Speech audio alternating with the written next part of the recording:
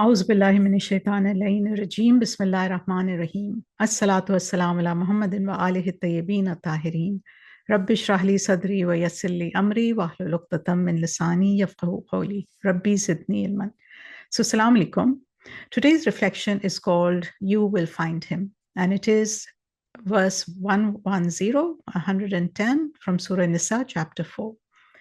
So we've been talking about how souls can drift away from righteousness, what this costs, and how Allah is always inviting us to turn back to Him. And so today's verse bears this invitation of return with a promise.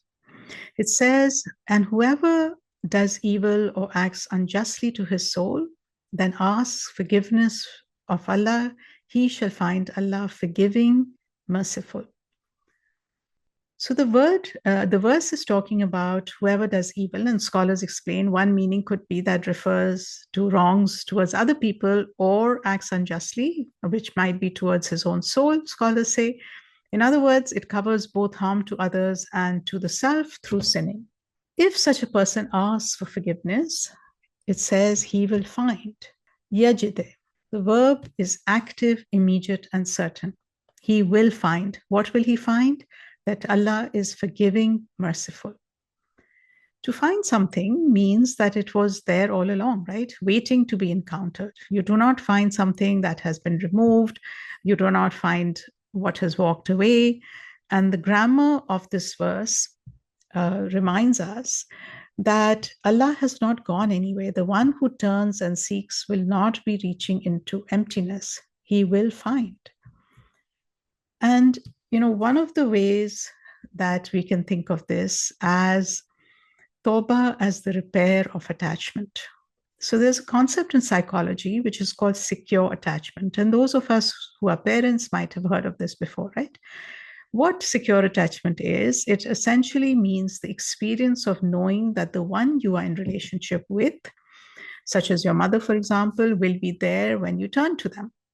And the idea is that if you have a secure relationship, if you can count on someone being there for you, you form a stable base to navigate life from.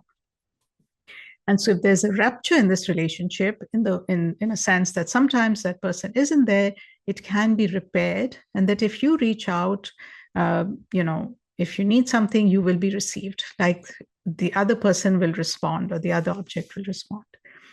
So a secure attachment is when you do not have the fear of abandonment, and it's considered, the foundation of emotional and psychological well-being in human beings. Of course, this is a very, big topic. I'm just giving you a, one word kind of a one line introduction to what, attachment theory is. But the reason why this is important for us to understand today is because Imam Zainul Abidin alayhi salam in Dua Tawbah speaks to Allah in a language which is saturated with this relational quality, which is founded on a secure attachment. In other words, he is in relationship with Allah. He is so secure that when he calls out to Allah, he will be responded to. He does not approach Allah as a defendant before a judge, which is sometimes what we think of Allah, right?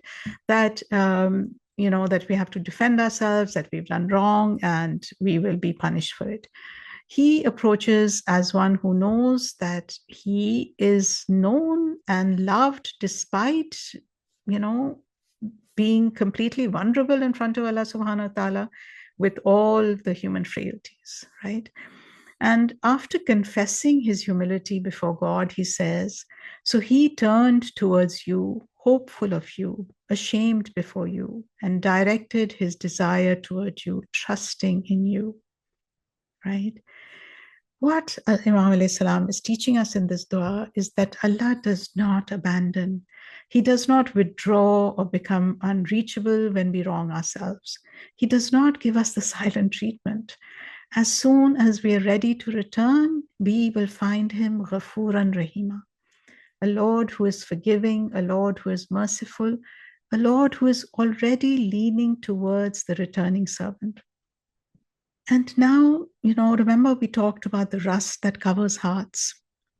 So Imam Jafar Sadiq alayhi salam says, When a servant turns to God with sincere repentance, tawbatan nasuha, Allah loves him and covers him in this world and the hereafter. And when asked how he covers him, because one of the meanings of the word ghafoor is to cover, right? The Imam replied, he makes the two angels forget what they wrote of his sins.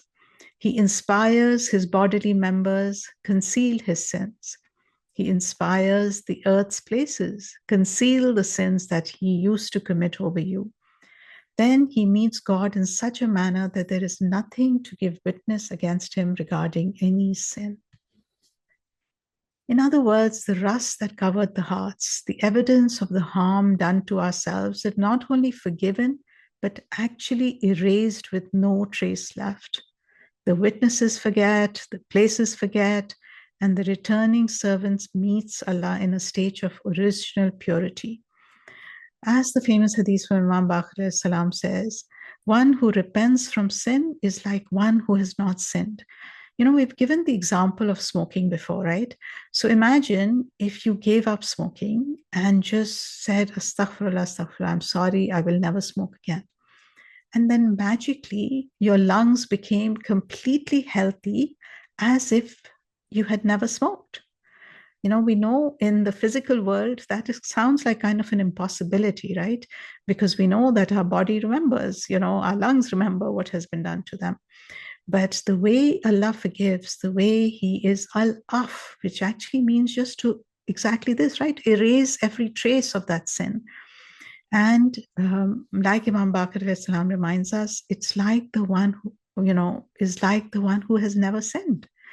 So is there something that I have been holding back from Allah, fearing that He will not receive it?